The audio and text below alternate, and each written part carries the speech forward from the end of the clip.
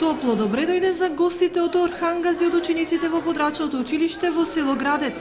Преку фотографии евоцираа спомени од своето детство и школските денови кои ги поминале токму во овие клупи. Далечната 62 година, овде ги минувале најубавите детски години, а ги стекнувале и првите знаења.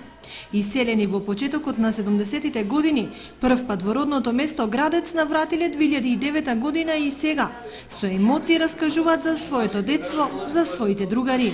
2009'da geldim ilk defa. Прв пат е 2009 дојдем тука, сега вториот пат веќе доаѓа. Сега е подобро, тога имаше само еден учител. Измени од тога има, многу подобро е од тога и сега. Носталгијата кон родното место, убавите спомени и нашето гостопримство е предизвик за нив во рамките на своите можности да донираат и оставаат нешто барем за децата во училиштето.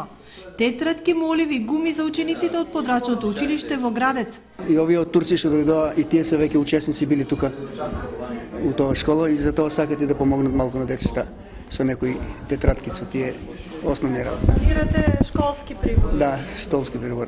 Претходно имате донирано нешто? Имаме малку нешто, да. Истиот човек па доваѓа, значи па сака да помогне на децата. Меѓутоа, доаѓаат и заминуваат. Турција е нивната матична држава.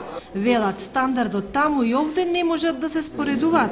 За да не ги изгубат нишките со своите корени, велат дека би сакале нивните деца да студираат во Македонија. Се распрашуваа за условите и можностите за студирање. Турција унапредува како Америка, од Америка побогата стана. Тука живееме, јас имам сино Измир. Да, значи, напредува Турција, нема што да кажем. Многу богато. Кога би можеле да се вратите овде, би се вратиле ли? Jako düşünmüyorum, yalan söyleyemem. Друга поголема група на турци кои секое лето навраќаат во родните места се очекува да пристигне до крајот на месец септември. И на Кубовиница моментално живеат 50 на фамилии од турска националност, а во село Градец денес има само 2 фамилии, иако до 50-тите години било чисто турско.